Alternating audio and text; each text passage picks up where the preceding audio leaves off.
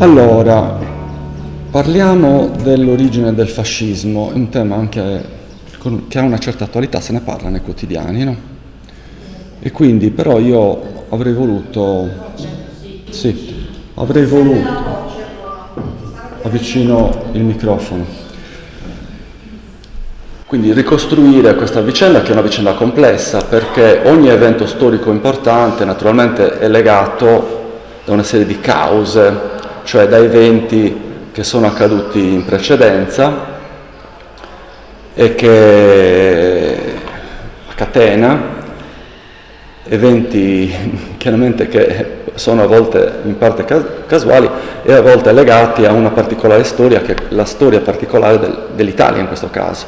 Certamente il fatto che l'Italia sia divenuta fascista per una ventina d'anni non era scritto nel destino dell'Italia, ovviamente, e quindi occorre capire cos'era il fascismo e perché questo fenomeno è accaduto in Italia. In effetti è un fenomeno abbastanza originale, anche se poi sistemi dittatoriali simili a quello italiano si sono affermati nel resto dell'Europa, però il primo di questi sistemi è nato proprio in Italia all'inizio del Novecento. A partire, il sistema la dittatura nacque a partire dal 25-26, anche se Mussolini è già al potere a partire da alcuni anni, dal 1922.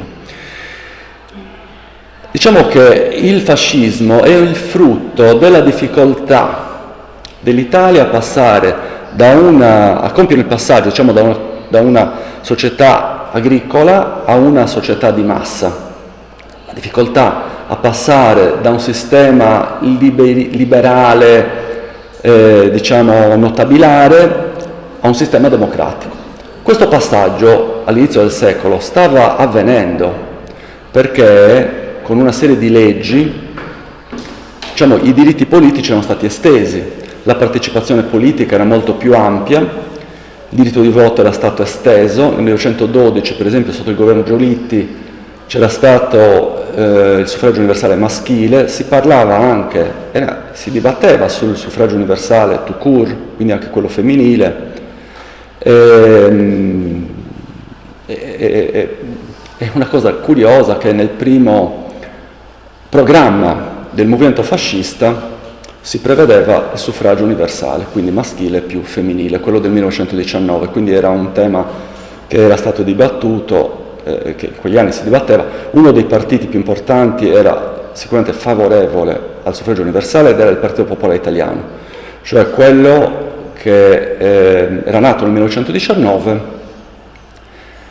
quando il non expedit di Pio IX, cioè il divieto per i cattolici di partecipare all'attività politica in Italia, che era sorto negli anni 70 dell'Ottocento, era stato abrogato e quindi era nato il primo partito cattolico in Italia, che aveva conquistato 100 seggi nelle elezioni del 1919. Il Partito Socialista, per esempio, adesso mi sto un po' divagando su questa cosa del voto, però che in teoria diceva di sostenere il suffragio universale, però non l'ha mai fatto, perché temevano che le donne avrebbero votato per i partiti conservatori, per esempio per il Partito Popolare, e magari poteva essere vero questo. Comunque andiamo avanti. Allora, diciamo una cosa, il fascismo nasce in una dimensione culturale che era sicuramente estranea alla cultura democratica, cioè la maggior parte degli intellettuali italiani, qua io ne ho citato qualcuno, per esempio Vilfredo Pareto, Lombroso, Gaetano Mosca, Gabriele D'Annunzio, erano tutti antidemocratici. Quindi l'élite della cultura italiana non era per nulla favorevole alla democrazia, ma neanche le basi, cioè neanche nella cultura popolare c'era l'idea di un confronto democratico che implica il riconoscimento di chi non ha le tue stesse idee e il suo diritto di esprimerle e di sostenerle. Questa cultura non c'era, sicuramente non c'era nel Partito Socialista del tempo. Pensiamo per esempio che l'ingresso nella Prima Guerra Mondiale era stato favorito da una minoranza agguerrita che aveva aizzato le piazze per obbligare la maggioranza parlamentare ad accettare l'ingresso nella Prima Guerra Mondiale. Quindi c'era l'idea che in fondo con la forza, con la violenza si potesse imporre la propria visione. Questa era l'idea della politica che dominava in un'Italia che però faticosamente tentava di intraprendere la sua strada verso la democrazia, e diciamo il paladino di questa idea dell'Italia che dovesse virare verso la democrazia era Giovanni Giolitti. Cioè Giolitti intendeva la politica come mediazione, come confronto tra posizioni diverse ma che possono però parlarsi. Tutta l'opera di Giolitti era venuta all'insegna, diciamo, di questa visione. Giolitti però era il nemico principale di tutte queste forze di cui ho parlato, quindi sia i fascisti, sia i socialisti e per certi versi e i nazionalisti, i repubblicani, dei partiti più piccoli, però sostanzialmente e anche all'interno, diciamo, dei liberali c'era una destra contraria alla posizione di Giolitti. Quindi Giolitti aveva tentato di operare una serie di riforme all'inizio del Novecento che potessero portare l'Italia verso una prospettiva politica di tipo democratico. Questo sforzo di Giolitti era stato interrotto dalla Prima Guerra Mondiale. Poco prima Giolitti era caduto, era salito al potere Salandra, che dunque era uno dei suoi avversari all'interno del movimento liberale. Salandra era invece più favorevole a una forma di autoritarismo non estremo, ovviamente come quello fascista, però certamente contrario alle aperture alle democrazie di Giolitti. Quindi questo momento della storia d'Italia era estremamente delicato e il passaggio alla democrazia doveva essere compiuto e non fu un passaggio facile per i motivi che vi ho detto. Pensiamo per esempio alla Prima Guerra Mondiale. La Prima Guerra Mondiale produce una frattura nella classe politica opponendo neutralisti e interventisti.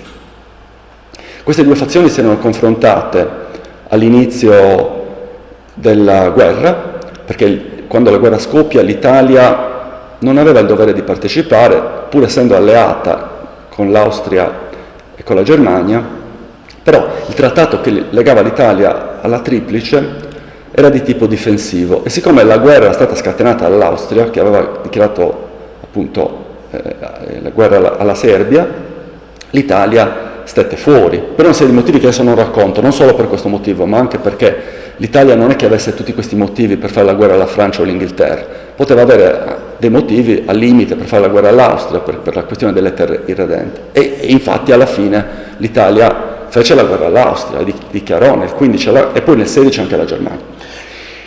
Però la guerra quindi aveva creato due fazioni che spaccarono un pochino il fronte della politica. Per esempio all'interno dei liberali ci furono quelli che si schierarono con gli interventisti e quelli invece che schierarono con i neutralisti. La maggioranza era per la neutralità e la maggioranza era giolittiana. Giolitti diceva non si può entrare in questa guerra perché noi durerà moltissimo, questa guerra costerà moltissimo, l'Italia non è preparata e quindi è preferibile stare fuori. Invece altri erano convinti che l'ingresso dell'Italia avrebbe prodotto la fine della guerra, la vittoria, con una serie di conseguenze.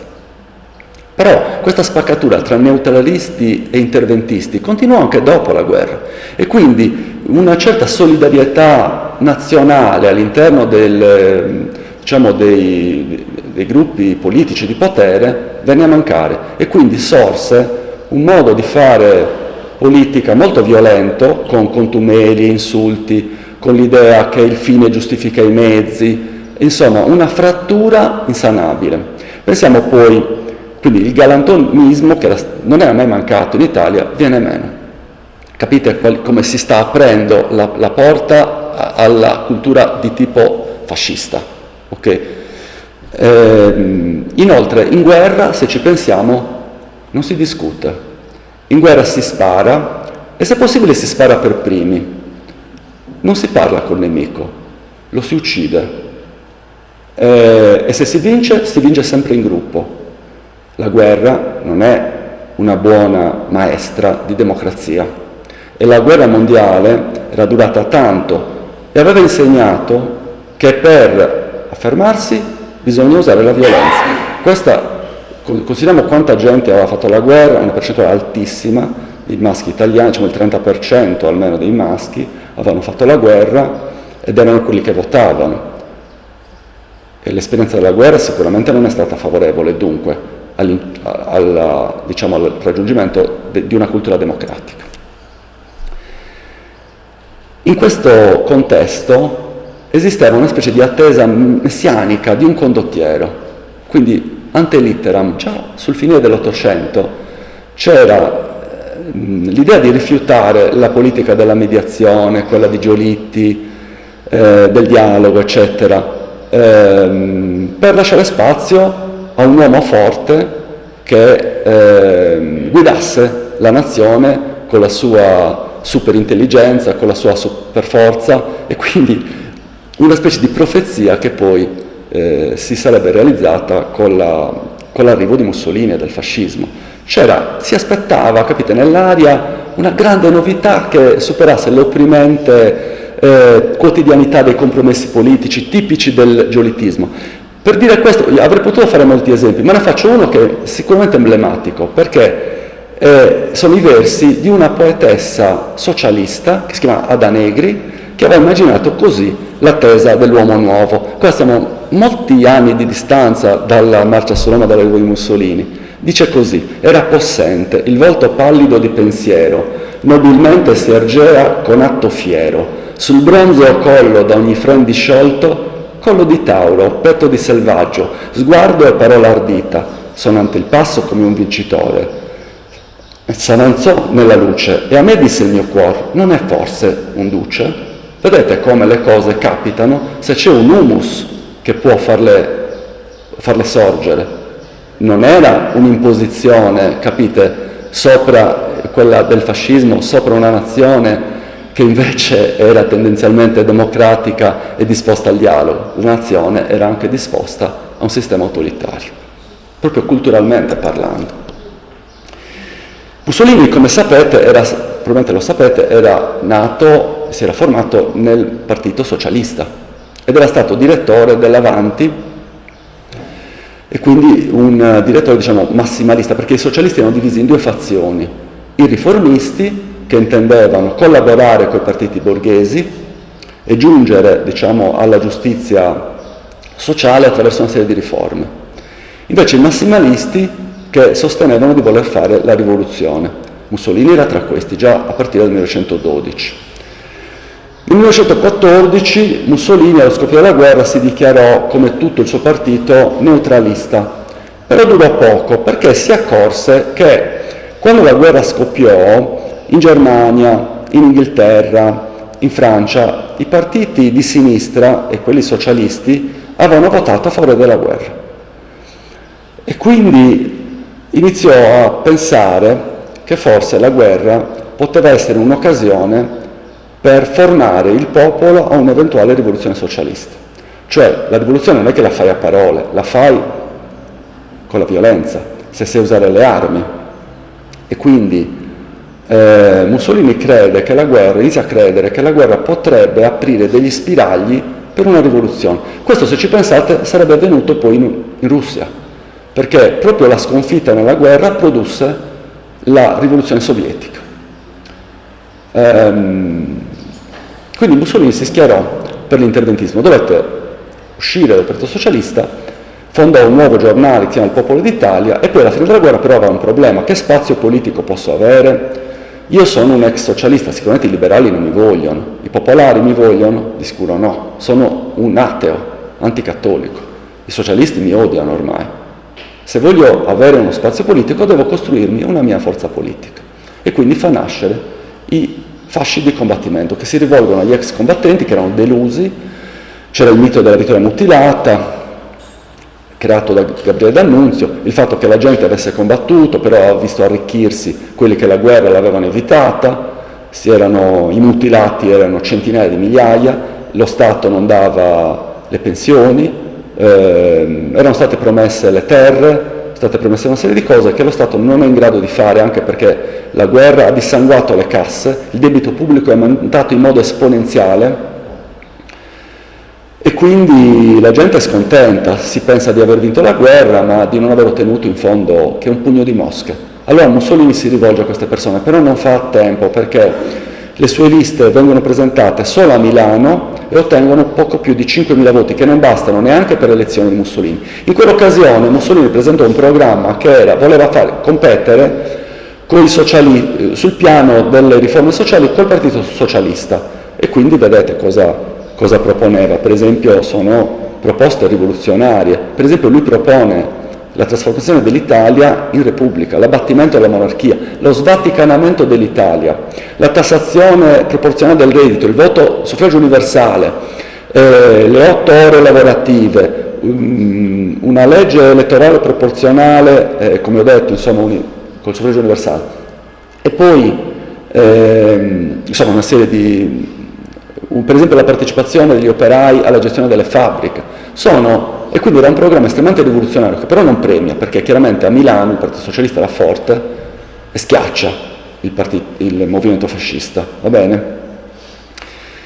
C'era in questo movimento però c'erano anche elementi di nazionalismo, che in quel momento era importante. Consideriamo anche una cosa, che i socialisti, essendo antinazionalisti, si collocavano in un'azione che aveva appena vinto la guerra, fuori dall'arco costituzionale.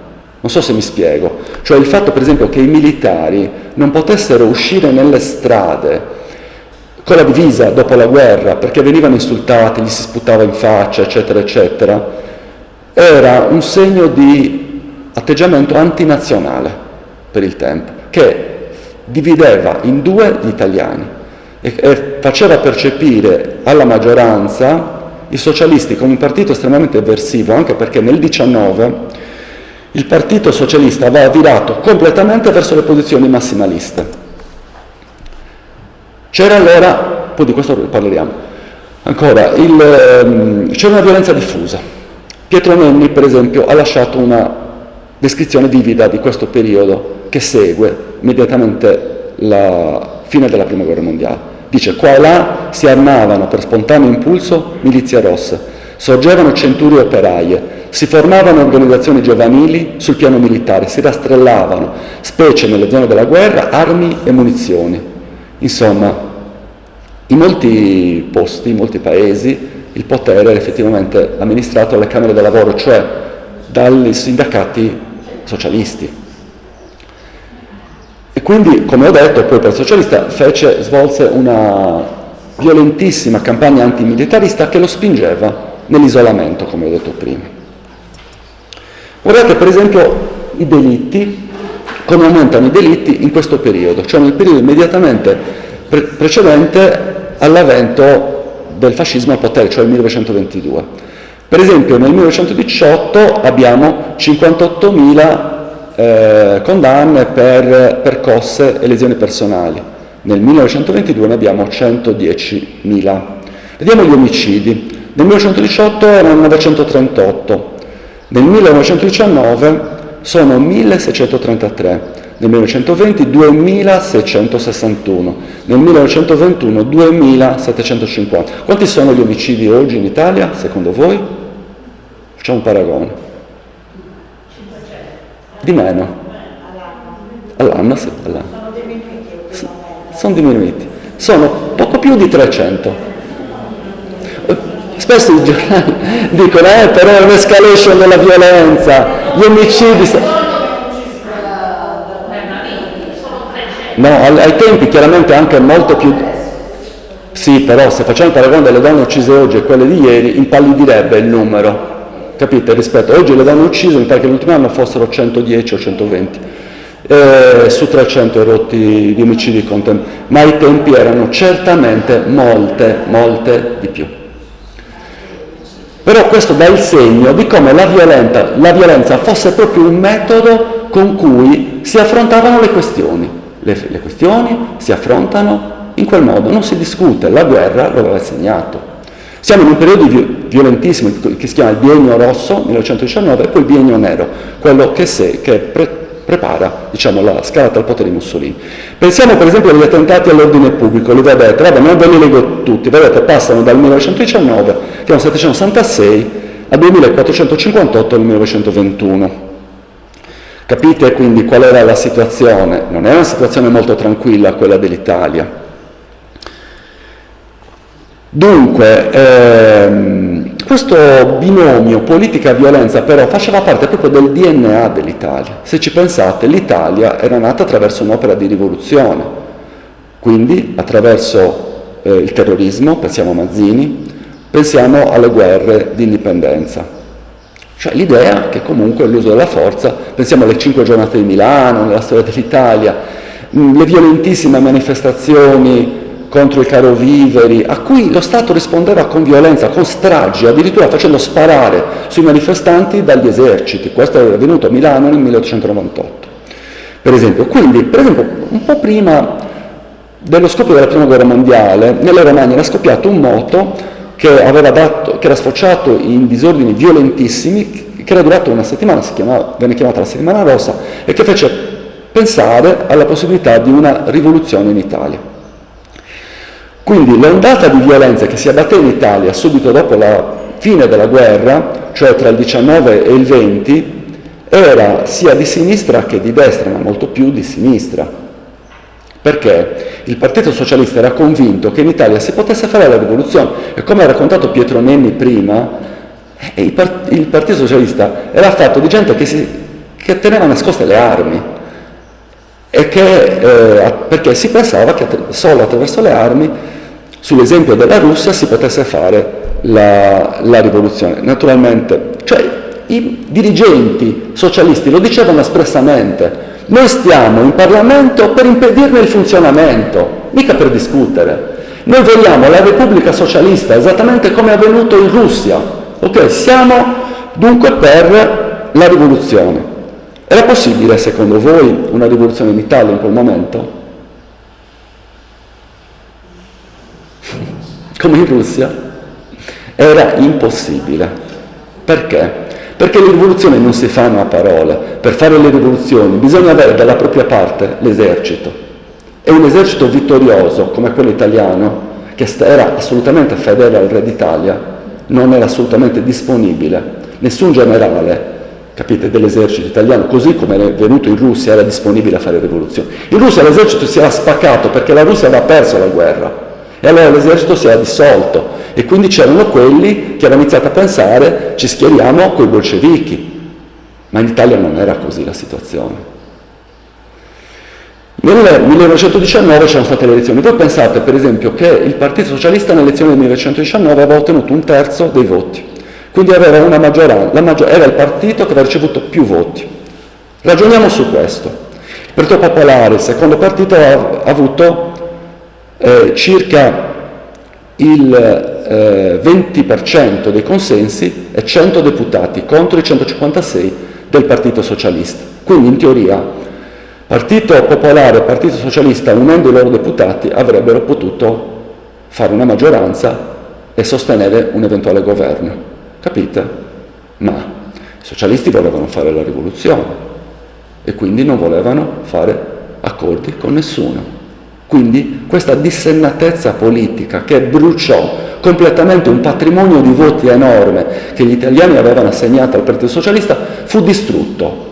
I socialisti avrebbero potuto schiacciare il fascismo che stava nascendo con la potenza del loro numero, capite, della forza politica che avevano ricevuto nelle elezioni, ma erano divisi al loro interno, si spaccarono poi ulteriormente negli anni successivi e non erano disponibili a nessun tipo di accordo. Bastava che fosse prevalsa la linea di Treves o Turati di un accordo e il fascismo non sarebbe mai sorto in Italia. Quindi questa è una delle cause principali della salita al potere, cioè la pretesa di fare una rivoluzione in uno Stato in cui la rivoluzione era impossibile e l'assoluta indisponibilità a qualunque dialogo politico con gli altri partiti. Tutto questo produsse una serie di governi deboli e in questa situazione di debolezza politica chiaramente le autorità, pensiamo per esempio al re, erano estremamente preoccupate. L'Italia era praticamente ingovernabile o quasi in quegli anni e quando uno Stato è ingovernabile, quello è il momento in cui sorge la dittatura. Arrivò Mussolini e lo governò, capite? L'ingovernabilità però era dovuta all'ottusità dei dirigenti politici che guidavano i partiti del tempo. Erano ubriachi di ideologia, incapaci di leggere la realtà. Infatti il Partito Socialista poco prima delle elezioni aveva distrutto il patrimonio ideologico con cui era sorto, perché quando il Partito Socialista nacque fu fondato da Turati, cioè un socialista riformista, e si era dichiarato disponibile a accordi e riforme, e questo l'aveva portato a sostenere, seppur dall'esterno, il governo Giolitti nel 1904 con una serie di riforme importantissime per i lavoratori italiani. Che questo patrimonio fu dissipato di colpo dai vari Serrati, insomma i massimalisti, i capi dei massimalisti, che intendevano, secondo loro, fare la rivoluzione. Però questa rivoluzione non si fece, arrivò il fascismo. C'era in Italia un clima da guerra civile, bisognava fare come in Russia, e quindi, come vi ho detto, i primi 2 anni, cioè il 19 e il 20, furono dominati dai socialisti e dalle leghe rosse. Gli scioperi avvenivano quotidianamente, quindi la capacità di una nazione che doveva risollevarsi dai disastri della guerra era limitatissima dall'incapacità di poter riavviare la macchina produttiva. C'erano scioperi continui e addirittura molti contro il caro vivere, violenze contro i negozi, eccetera. Qua io ho visto, per esempio, nel 19 i questori di varie città d'Italia segnalarono che esponenti importanti del Partito Socialista come Lazzari e Bombacci giravano l'Italia per costituire guardie armate per conquistare il potere con la violenza. Leggo una frase di Antonio Gramsci. Al fine di assicurare la difesa della rivoluzione socialista contro i nemici interni ed esterni è necessario disarmare completamente la borghesia e armare il proletariato senza eccezione. Era dunque iniziato il biennio rosso. Consideriamo che nel biennio rosso, certo in questo periodo che nasce il fascismo, ma gli iscritti al fascismo erano pochissimi. Era un movimento debolissimo in Italia che si poteva schiacciare con facilità se ci fosse stata l'intenzione di farlo. Addirittura nel 19 erano 800 gli iscritti in tutta Italia ed erano meno di 10.000 nell'anno successivo.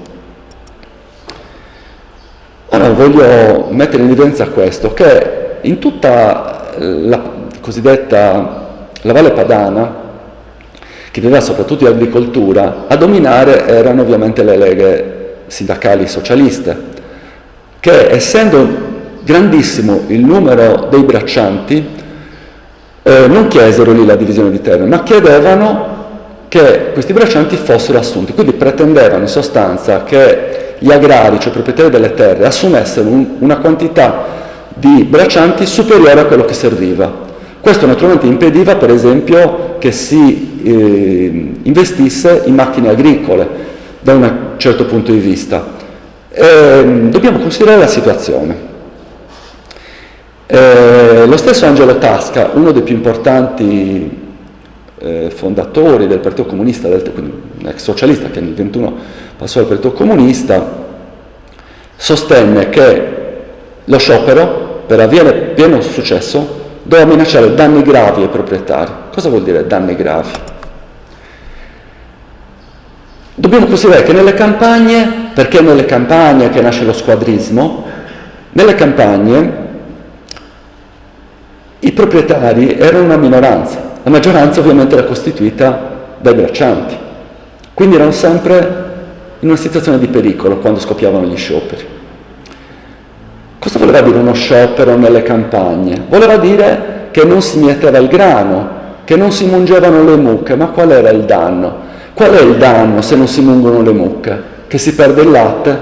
Non solo quello. Il danno è che le mucche muoiono di mastite, capite? Il danno era gravissimo. Voi dovete considerare che molti di questi proprietari terrieri avevano comprato la terra indebitandosi con le banche e quindi non potevano permettersi di mancare un raccolto o addirittura che gli morissero gli animali. E siccome lo Stato non poteva impedire questi scioperi, cosa potevano fare? Se non rivolgersi agli squadristi. Capite? Capite come nasce il sostegno al fascismo? Perché il fascismo nasce subito come forma di squadrismo, perché l'idea era quella, i socialisti, i rossi, sono nemici della nazione. E cosa dobbiamo fare? Dobbiamo combatterli con le armi, così come abbiamo combattuto gli austriaci nella guerra mondiale. Ci siamo?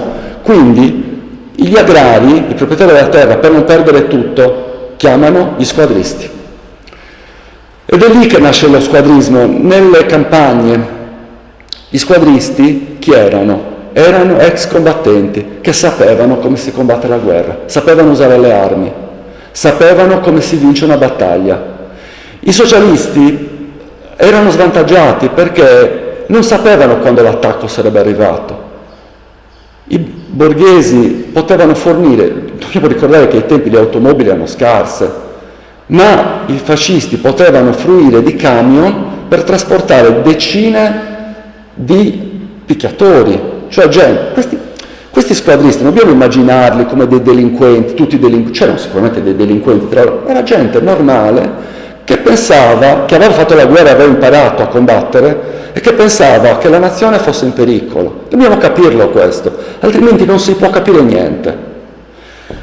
Quindi loro attaccavano i centri sindacali che si trovavano nelle campagne all'improvviso, con una superiorità numerica che non permetteva ai socialisti di rispondere a questa violenza. Si, per esempio, prendeva l'assedio, che ne so, del leader sindacale del luogo, gli si diceva esci fuori, altrimenti bruciamo la casa.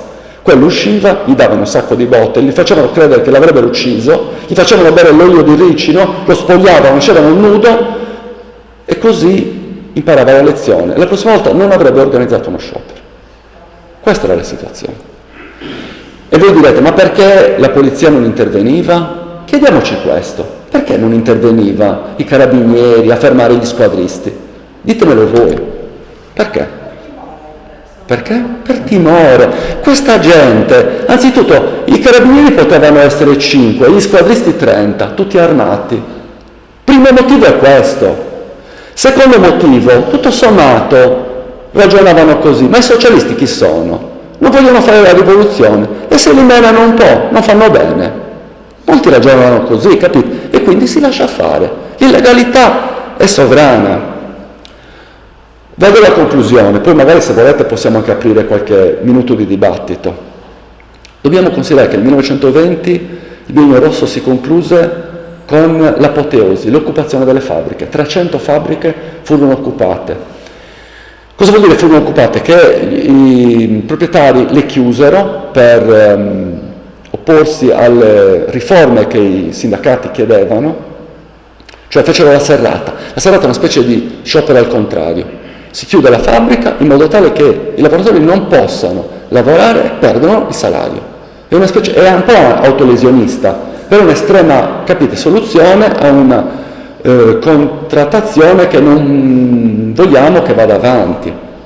Allora la FIOM decise di chiedere agli operai di occupare le fabbriche, cioè occuparle vuol dire coi fucili, capite? 300 fabbriche occupate da guardie armate, vi ho detto che si erano preparate queste guardie armate, e al governo c'era il vecchio Giolitti. I capitalisti, i proprietari chiesero a Giolitti intervieni con l'esercito, spazza via gli operai con l'esercito. Giolitti ci pensa e dice no, questa soluzione non mi va. Dobbiamo arrivare a una soluzione pacifica per mantenere l'unità nazionale. Dobbiamo trovare un accordo. Quindi Giolitti favorisce un accordo. Dice, voi sedetevi al tavolo con le organizzazioni operai, sindacati, e i capitalisti devono fare delle concessioni. Infatti concessero un forte aumento di salario. E inoltre Giolitti promise che in futuro ci sarebbe stata una legge che avrebbe permesso agli operai di far parte del consiglio di fabbrica. Poi Giolitti cadde e questa cosa non si fece. Però gli operai, quando videro l'aumento che era cospicuo, quasi un terzo, un quarto, insomma, del salario, dissero, così va meglio, lasciamo le fabbriche, torniamo alla normalità. E l'occupazione terminò, però lasciò un terrore nella classe borghese, che in quel momento temette che veramente in Italia stesse arrivando la rivoluzione socialista. Dobbiamo metterci, noi sappiamo che così non è stato, ma in quel momento non è sicuro nulla, capite? Capite che cosa lascia in eredità L'Italia è spaccata, c'è chi vuole fare la rivoluzione e chi invece vuole continuare con una politica di mediazione liberale che vada magari, almeno alcuni di questi, i giolittiani, vogliono che si vada verso una soluzione democratica, ma sono due posizioni incompatibili, cioè tra chi vuole una rivoluzione di tipo sovietico e chi invece vuole mantenere una forma, seppur diciamo non certo estrema, di capitalismo, non c'è una via di mezzo, capite? O la rivoluzione oppure no.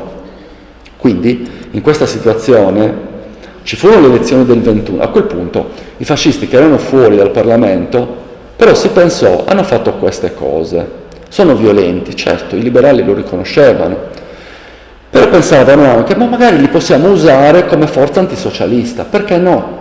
In fondo i fascisti rappresentavano ciò che c'è di giovanile, la giovinezza era il simbolo, la novità, capite? Il fascismo era un misto, certo, anche di tradizione, di maschilismo, di autoritarismo, certo, che era tipica della tradizione italiana, però c'era anche il futuro, capite? Il futurismo, il culto della macchina, proprio della rivoluzione tecnologica, e poi erano soprattutto giovani i fascisti, cioè siamo noi il futuro dell'Italia, si mostravano come amanti della nazione, gente che odiava i nemici della nazione, cioè i socialisti. E allora, perché non usarli in funzione antisocialista? Inizia a pensare Giolitti come tanti altri.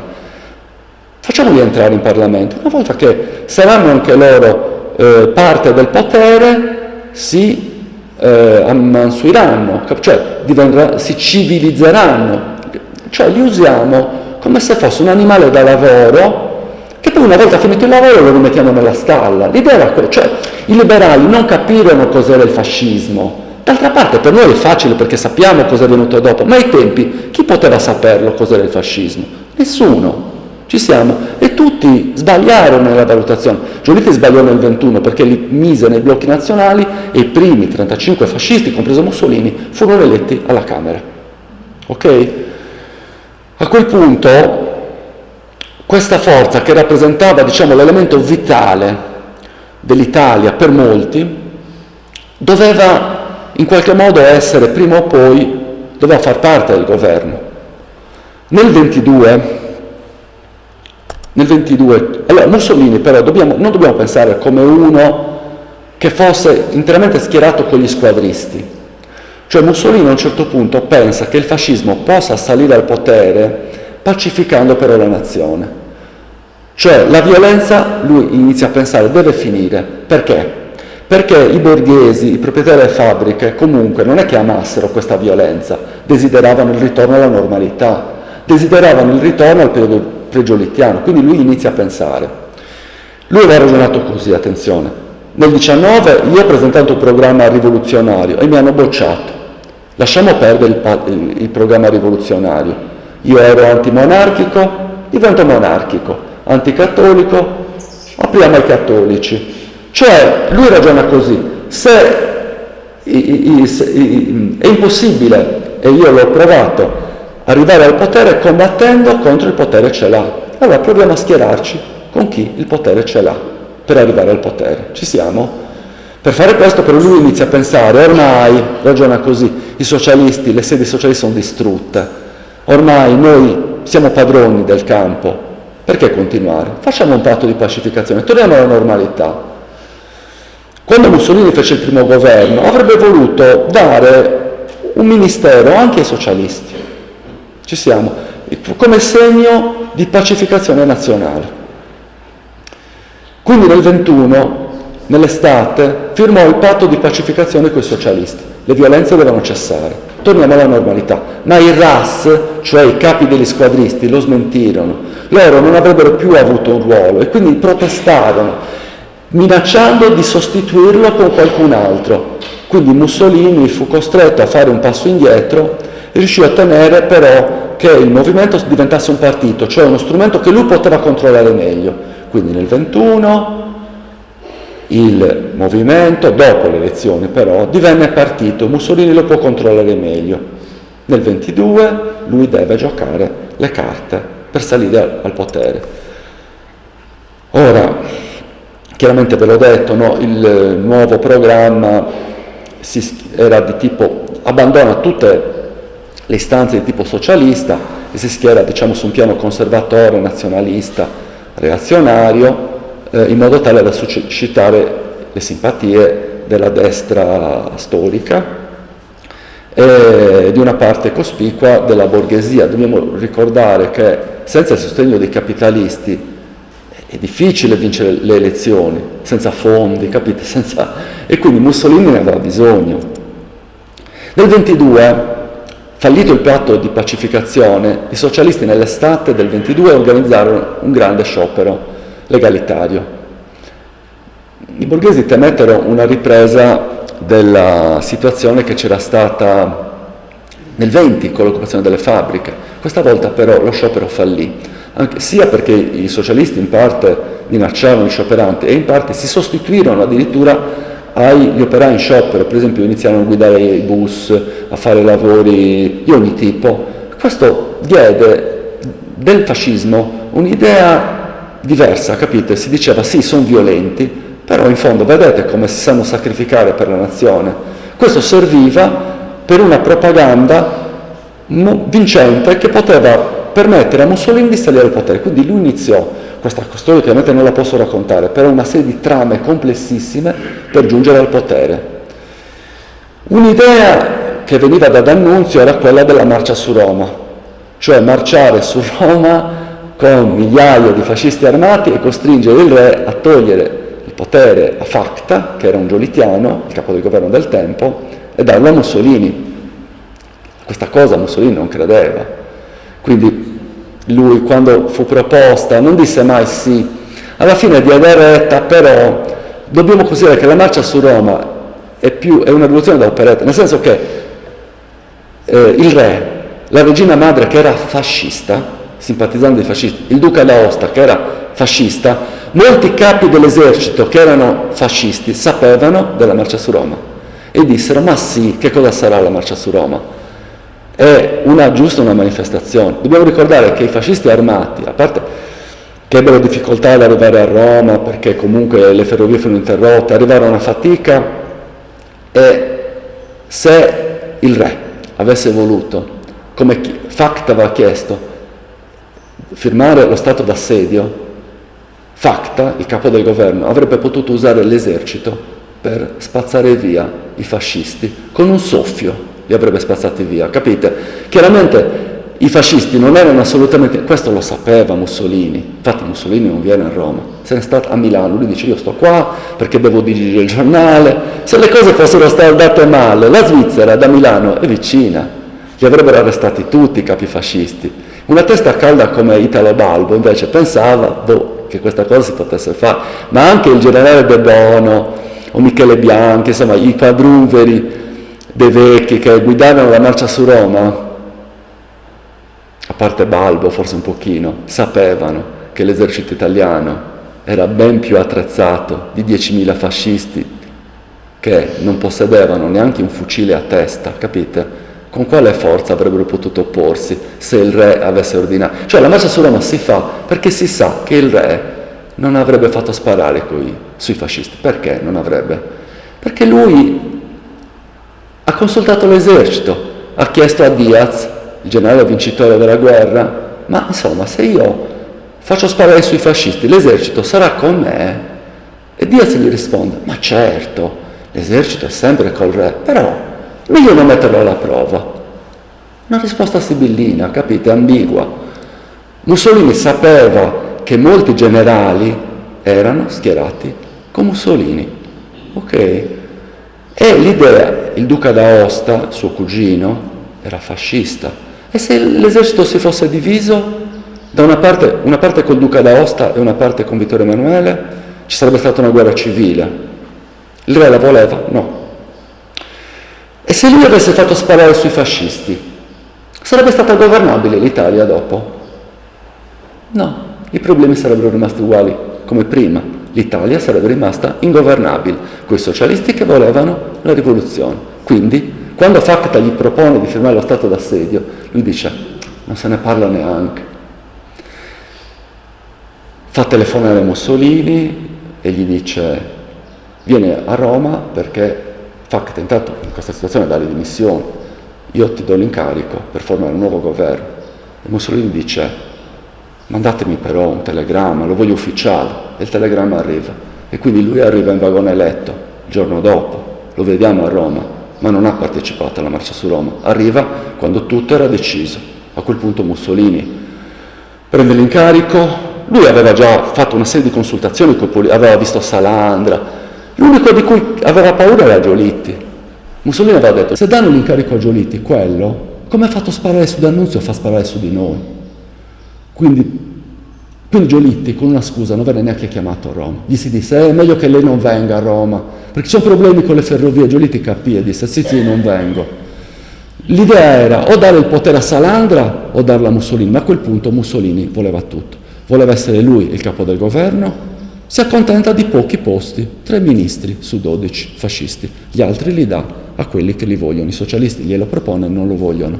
È un segno di pacificazione nazionale, ma la dittatura era già negli intenti di Mussolini, si capisce nel discorso del bivacco, ci siamo, il primo discorso che lui fa alla Camera, abbastanza chiaro, dice, io avrei potuto far chiudere quest'aula sorda e grigia, avrei potuto sbarrarla, avrei potuto usarla come per far accampare, per fare i bivacchi dei miei manipoli. Per ora però non ho voluto, per ora. È ovvio che Mussolini aveva in testa la dittatura sin dal 22, cioè che la svolta verso il fascismo non era una svolta momentanea, ma doveva essere una svolta definitiva, creare un'Italia nuova, un uomo nuovo. Questo era il suo progetto ormai. E dopo pochi anni dovette giocare di colpo, dopo l'omicidio Matteotti, la carta della dittatura. Mussolini aveva detto, la carta della dittatura la giochi una volta, o vinci o perdi, non la puoi giocare 2 volte. Lui la giocò nel 25 e gli riuscì, sempre per l'appoggio del re, sempre perché non c'era un'alternativa credibile capite, un'alternativa che avrebbe garantito all'Italia una governabilità neanche nel 25. Per il socialista ormai era diviso in 3 partiti, di cui solo quello di Matteotti era disposto a fare alleanze con gli altri partiti, un partitino piccolo, il Partito Socialista Unitario che nacque nel 22. In questa situazione fu facile non solo l'ascesa di Mussolini nel 22, ma addirittura l'instaurazione di una dittatura. Okay? Il re non era per nulla contrario alla dittatura. L'importante è che la monarchia potesse avere un futuro. Non lo so, io terminerei così perché io volevo solo illustrare la strada che ha permesso a Mussolini di salire al potere e non di parlare di tutta la storia del fascismo, che richiederebbe molto più tempo. Grazie.